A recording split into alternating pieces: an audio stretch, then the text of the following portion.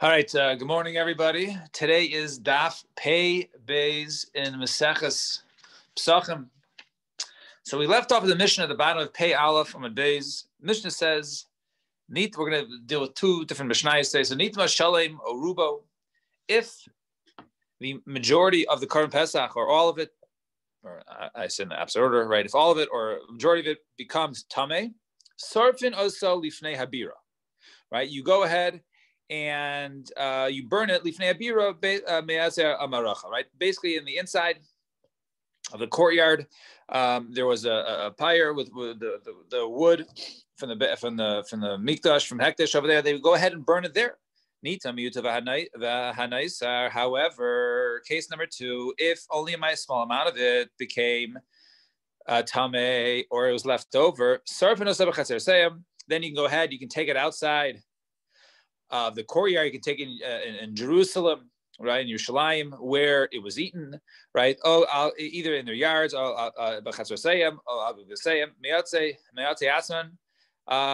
using their own wood. In other words, they can go ahead and burn it basically to the place where it's permitted to be, where it be eaten. It's permitted to be eaten in Yerushalayim, so therefore you can go ahead and burn in Yerushalayim if it's only a minority amount, or if it's whatever's left over. And had sikanim, the cheapskates, they used to go ahead and come back to, and use the free wood, use the free fuel from the Beis Hamikdash, and that's what they did. So let's see the Gemara. So the Gemara, 4 lines from the bottom on Pei Aleph and Beis. My time, what's the reason why they go ahead and burn Lifnei Abira?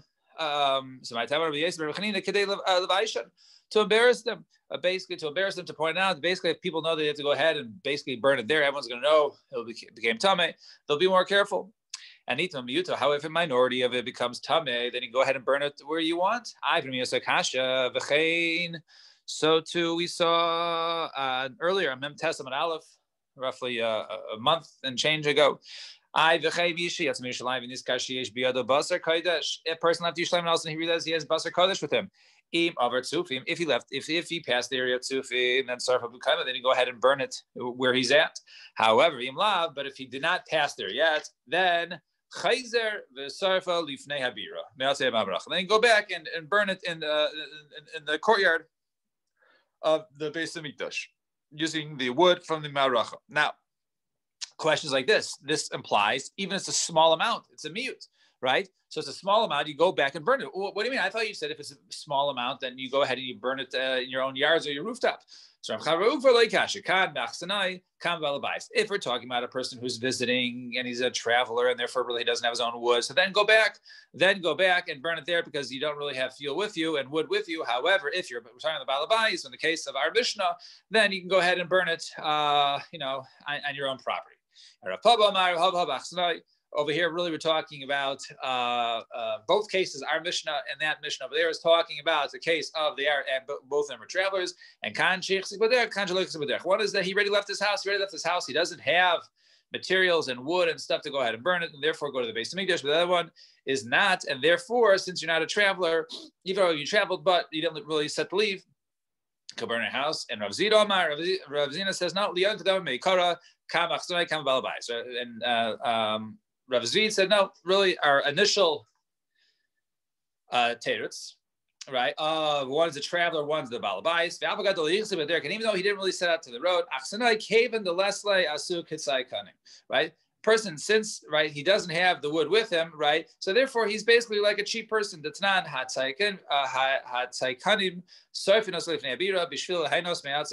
right? Since they didn't have it with him, so therefore these travelers, even though they didn't really leave yet, nevertheless, we treat them like someone who's cheap, basically, since they don't really have it with them, and therefore they're allowed to go ahead and return to the temple to go over there and use the free firewood over there for the purposes of burning that which became tameh. And we said if one wants to go ahead and burn it on their own property, but using the wood of the Beis Hamikdash, we don't allow them. If they want to go to the Beis Hamikdash but bring their own wood, once again, you can't do that. So the Gemara wants to know why. So I understand in the case of using the wood of the maracha and bring it to your house. Why?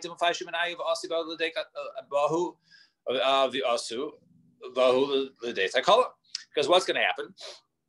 They're going to have leftover, and they're going to use the leftover wood for the base of Mikdash, a couple extra laws, and they'll use it for themselves, and therefore they'll violate Me'ilah, right? Because over here it was permitted to go ahead and burn the hektish, which became tamei, right? That's not a mundane use, right? But what is not that's not a mundane use. But what is a mundane use? If you have leftover wood, and I'm going to use it tomorrow to go ahead and cook dinner, so that makes sense why you can't bring the wood from the base of Mikdash, because that's hektish to your home.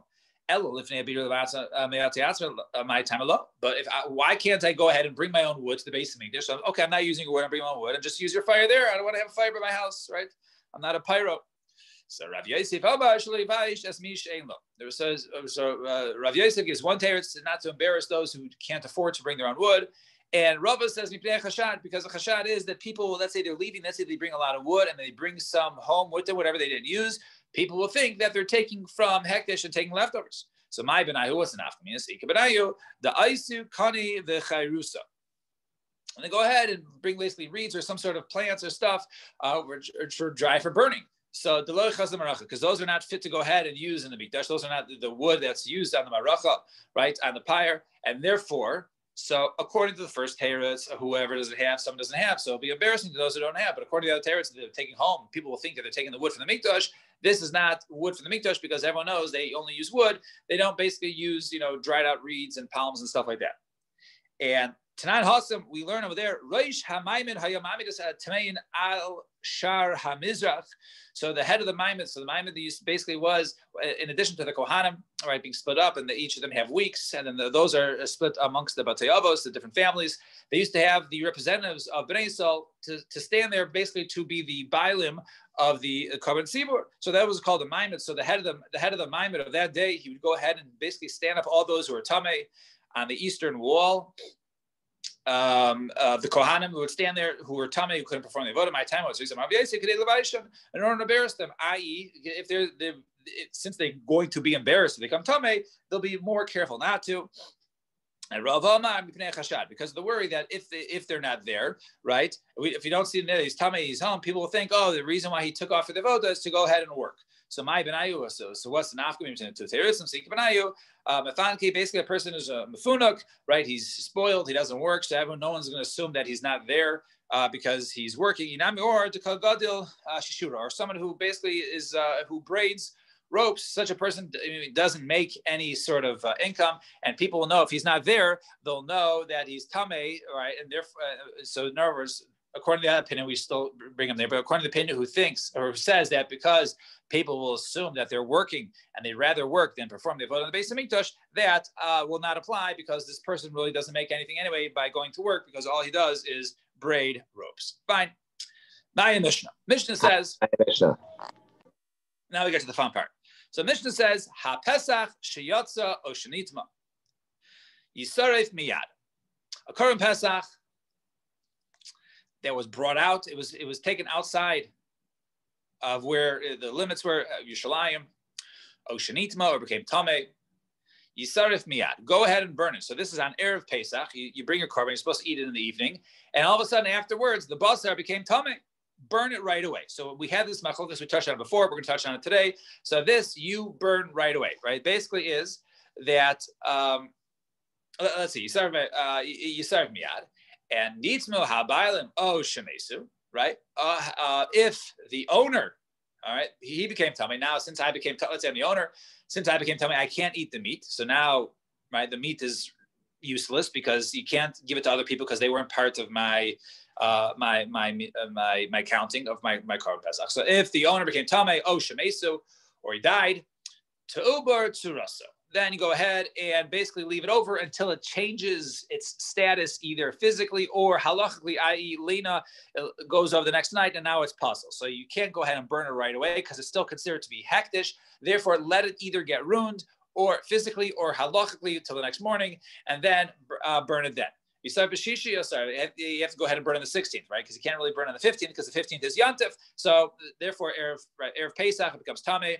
Or the guy dies, let's say. So you're supposed to burn it, right? So you burn it. You have to wait till the next morning to burn it. And since you can't wait, burn it on Yontif, you wait till the 16th. And Rabbi Yechon and Baruch Aimer, no, you can burn this one right away because there is no eichlin. So that's the opinion of Rabbi Yochanan Broka. We'll get into the machlokas at the bottom of Amud Beis. Now, so they only argue in the case of if something happens to the owner. We'll soon see why. Now, let's go back to the first case. So bish lama tame. I understand according to the case of Pesach either that left or became tame. So now we're gonna touch on this topic. So bish lama tame si v'habasa asher yiga b'chol tame lo yechal b'eish sarif. It says over there any meat which will become tame, you have to go ahead and burn it. But if something was taken out of its area, in other words, something, let's say, it has to be kachim has to be eaten in the courtyard. So if it gets taken out of there, it becomes tame, right? Because it's taken out, hotzah, right? Or a case of kachikal eaten Yerushalayim, such as the Korban Pesach, if that was taken out, right? So you have to go ahead and burn it. So minalan, where do you know that from? So the pasuk says, "Hein lo huva es dama el kodesh pnima." So it says, it's blood. Now, this is a conversation between Moshe Rabbeinu and Aaron when it came to the Rosh Chodesh Nisan, when they brought the karbanos, when they were inaugurating the temple. Excuse me, not the temple. There was no temple, the Mishkan, right? They inaugurated the Mishkan, and they brought all the karbanos at the beginning of Nisan, and they didn't bring the blood. And Moshe Rabbeinu was questioning Aaron, why didn't they eat? Right? So he said over there, they didn't bring the blood in the inside, right? So Amar la Moshe Aaron. So now, what does that mean? So Madua lo echaltem as a chatas. Why did you not eat the special chatas for Rosh Chodesh? Shemen nichas dam lifnei lifnim. Now, in addition to a psul of taking blood outside of where it's supposed to go, there's also an issue of bringing blood, which is only meant on, let's say, the outer mizbeach, to bring that on the inside the kodesh, right? So therefore, he says maybe the blood went on the inside to pass the blood. So Amar lo lav. So Aaron said no. So perhaps it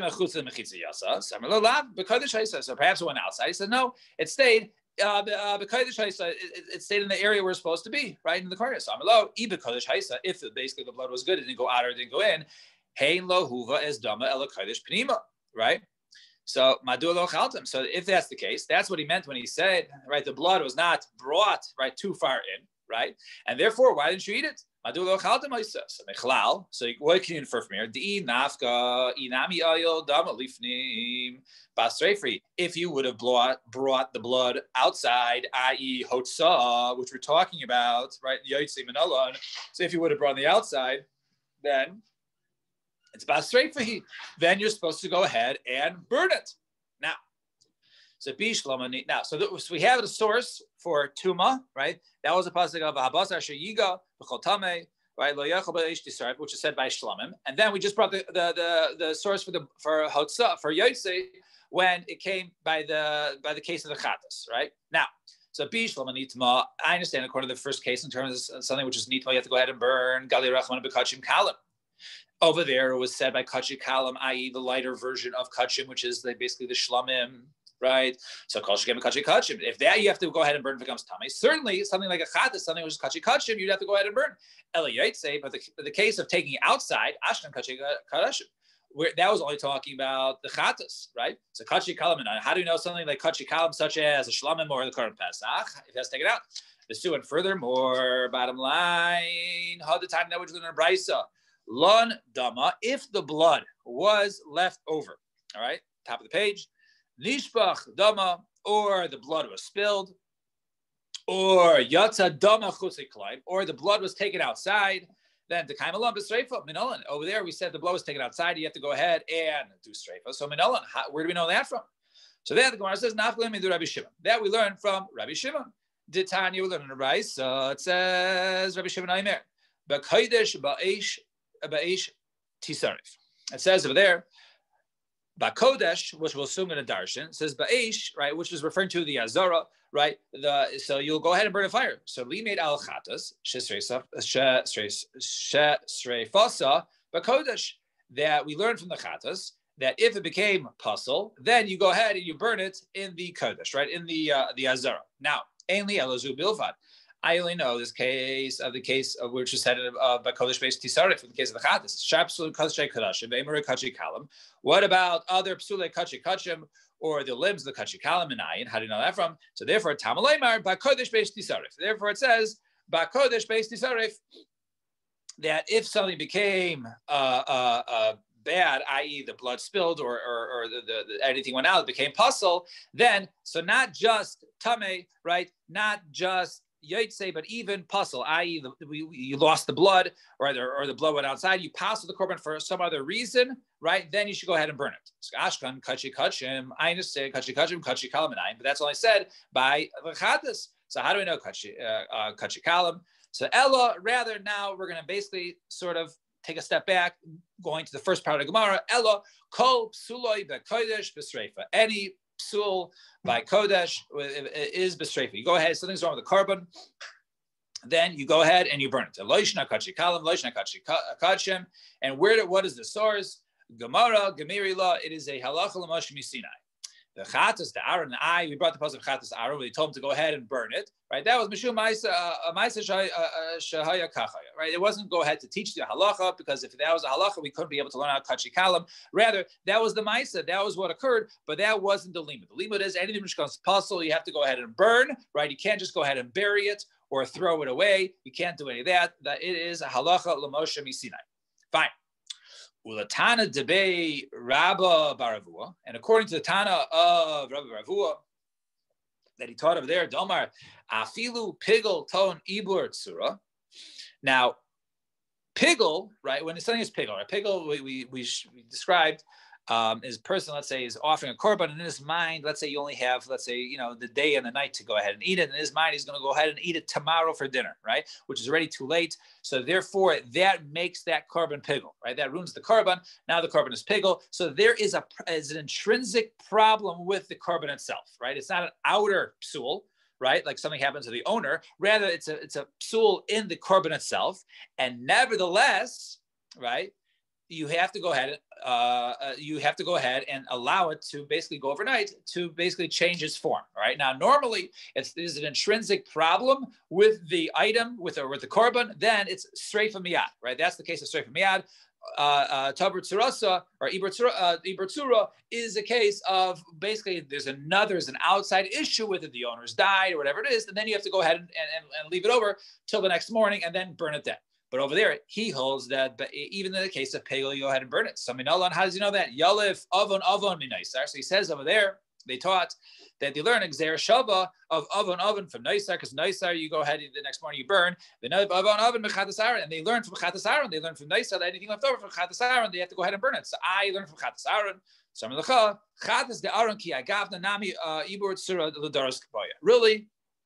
In that case, it shouldn't have been burnt immediately. Rather, they could have left it over. So over there, he wanted to prove the point and have him burn it then. But normally, right, if it was something in such a case, then that is Iber Tzura, right, that is really left over for the next morning. Just that case was unique, and you can't learn from there because that was burnt immediately. Now, Hashta Damrinon Kopslik the Kaidish Bestreif Elishna Kachi Kachi Elishna Kachi Kalan Gemar Gemila. Now that we've established that any psul in the Kaidish that you have to go ahead and burn it. It doesn't matter if it's a Karm Pesach or a Chatas. So what are the psukim we brought before? So Bakodesh based Tisarif Lamali. Why did you have the pasuk? The first pasuk we brought, they go ahead and burn it. So over there it comes to teach you that where do you go ahead and do the Sreifa Bakodesh? In the area of the Azara, right? In the area of the courtyard, that's where you go ahead and do the burning, right? So it teaches you to do the burning over there. And so why do you have the other pasuk? So he says that no, that's also we actually need it over there. Why? Any psul in the Kodesh could go in landama, right? If you left the blood overnight, or if it spilled out before you had a chance to pour it on to sprinkle it on the mizbeach, or if yatsa dama, or the blood was taken outside and brought back in, or v'nishchata b'layla, or shechlet at night, the b'sreifa, right? These all the halach is by sreifa. Now all these things are unique, right? By kachim, it has to do with karbanos. The lesno b'chulin doesn't apply by chulin, right? None of these, it doesn't make a difference if I shecht an animal, right? It doesn't matter where the blood goes, right? It doesn't matter, there's none of these psulim apply. So maybe in that case, right? Over there you have to do. So these are, since it's very unique and special, therefore I have to go ahead and burn it. But if something's become tame, but if something comes tame, let's say an animal becomes tame, and therefore now it's tame, and it will be matame. And that applies not only by kachim, it also applies by chulin. Maybe since it applies across the board, tuma also applies to chulin. So maybe I can go ahead and discard it in any way because it applies to mundane things such as chulin. So therefore, maybe even if a carbon becomes tameh, I can go ahead and I can go ahead and bury it. So Kamash Malon. Therefore, you have the second pasuk to teach you that not only if it became possible for another reason, but even if it became tameh, then that is case of burning. You have to go ahead and burn it. Fine. Now, we are the fourth line of the wide lines and pei beis and mud beis. So now, let's get to this machlokas. We had the machlokas in the Mishnah. If you look back, and Amud Aleph, so the machlokas was, if the owners became tameh or they died, right, i.e. the guy no longer could eat the korban, right, then Te'ober Tzuraso, leave it to the next morning, right? And because we said normally it has to do with the fact that if it's an outer reason why the korban is no good, i.e. the korban itself is good, it's just the owner is no good, right? So then you have to go ahead and leave it to the next morning and burn it then. And Rabbi Yechon ben Broka says burn it immediately, right?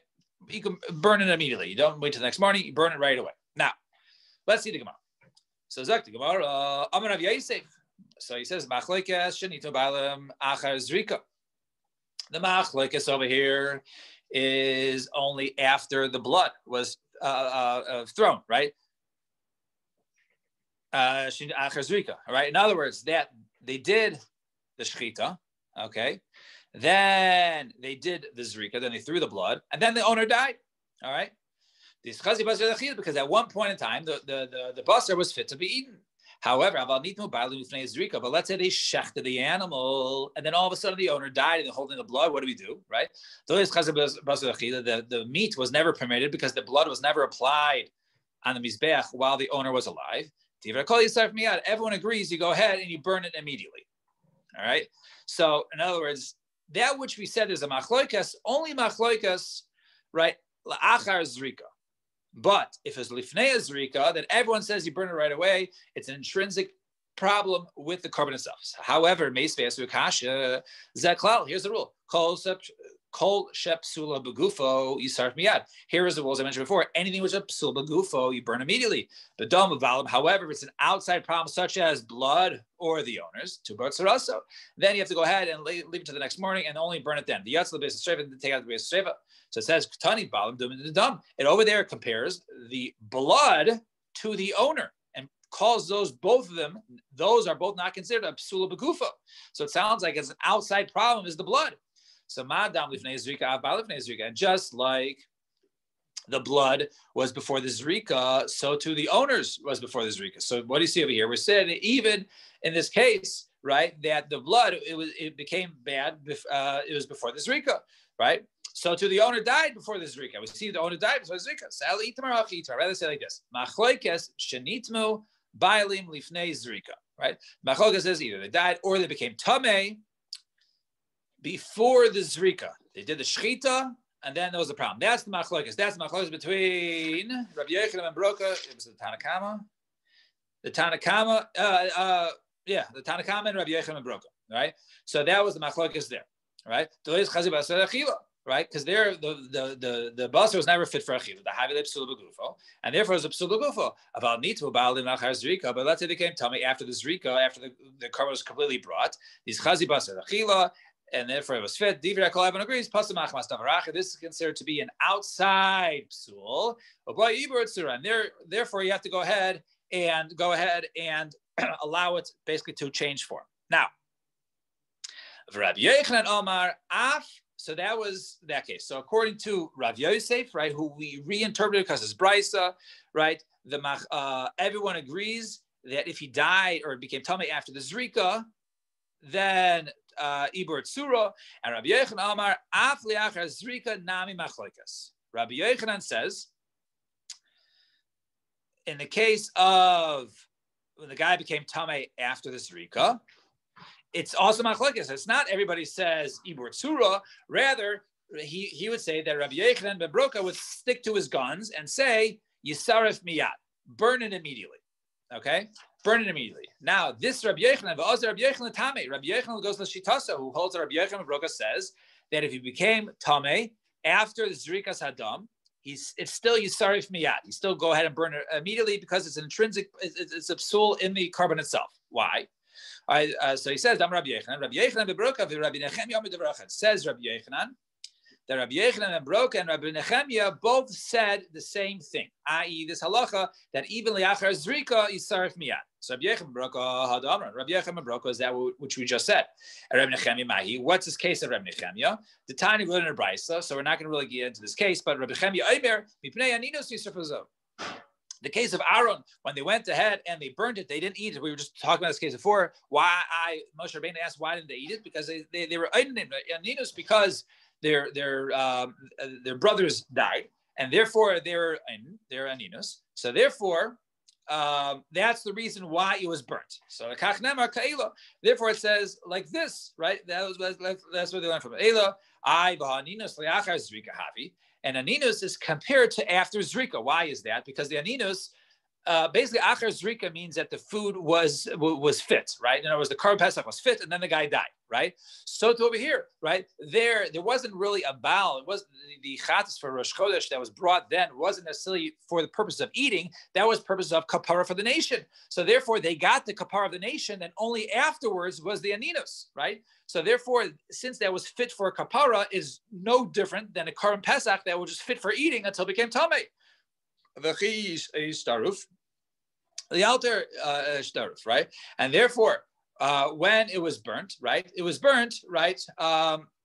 Immediately, right? It was yisarf miyad. So what do you see over there? So you see, according to this case of Rabbi Nechemia, right? That it's yisarf miyad. They burnt it right away. No different than a Korban Pesach if the guy became tamei, right? After he became tamei after the Nizrika Adam, he became tamei then. And therefore, you see, Yisarf Miyad, you don't require to go ahead and wait till the next morning. And let's just get to the Mishnah. And Rabbah says, no, Moisif Rabbi Yosef Glili. He says, even Rabbi Yosef Glili has the same shita that what? That if the owner became tamei or he died after the Zrika, then Yisarf Miyad. You burn it right away. You don't require to Ratzura. Where do you see that? The tiny in the Brisa. So Rabbi Yosef Glili Yomer Kol Ha'inyan Kulo. Right? This whole parsha that they were discussing over there by the blood that was brought in or not that became possible was actually referring to the bull offerings, right, that were burnt or the serum or that were burnt on the inside. The psulam abeis habira, right, and over there that they should go ahead and be burnt if there's a psul in it to go ahead and burn it over there in the mikdash in the zara. And to go ahead and give a loisase for eating them. And Amr Lo, so they said to Rabbi Yosef Glili, so he says, no, chatas shenichnas dama lifnei v'minayin. So if that's the case, how do you know that a chat is supposed to be brought? Becomes that if the blood becomes no good, you burn it. So hein lahuva as dama el hakadosh prima, because over there it was said that the blood was not when Moshe Rabbeinu said that the blood was not brought on the inside, right? Michlal the nafek ihu. We see over there that even such a case, if the blood was brought on the inside or brought on the outside, then it would be no good. So that was their response. So what do you see according to Rabbi Yosef Glili? So he said, even when you see, right, that there's nothing wrong with the animal itself, i.e. the psul is only with the blood, right? So the psul is only with the blood, nevertheless, it's burnt right away. So that's according to Rabbi Yosef Glili. So just like if something happened with the blood, which is not part of the korban, is burnt right away, same thing as the owner of a Korban Pesach, right? If it was an outside problem, i.e. he became tamei after it was offered, just like over here, after the Korban was shechted, the blood was a problem with it, then it's also burnt right away. So that was Rabbah and Rabbi Yosef Glili to the same sheet as Rabbi Yochanan Broka. So the question is, Rabbi Yochanan Sofer, why did Rabbi Yochanan not include him? Why didn't he say three people said it, right? Rabbi Nechemia, Rabbi Yochanan Broka, and include Rabbi Yosef Glili. So Rabbi Yochanan Sofer, no, dam ubasar chad milsahi bala milsa achrisi. So he says no, because the blood, something problem with the blood is no different than the problem with the basar, and therefore something happens with the blood. It's the same as the basar. It's not called an outside. It's not called davar acher. It's called part of the korban, and therefore that's the reason why it's part of the korban. It's burnt immediately. But something such as the owners, according to Rabbi Yosef Glili, would be different. So therefore you can't prove from that case because something happened with the blood that you can burn immediately is like something happens with the basar that you burn immediately, and it's not the same as if something happens to the owner if he became tamei or he died. All right, we'll stop here at the Mishnah. Shkoyach, everybody. So tomorrow, hopefully, it gets a little easier. We'll see. I know I'm not so encouraged. I know I'm just looking forward to that. So everyone have a wonderful day,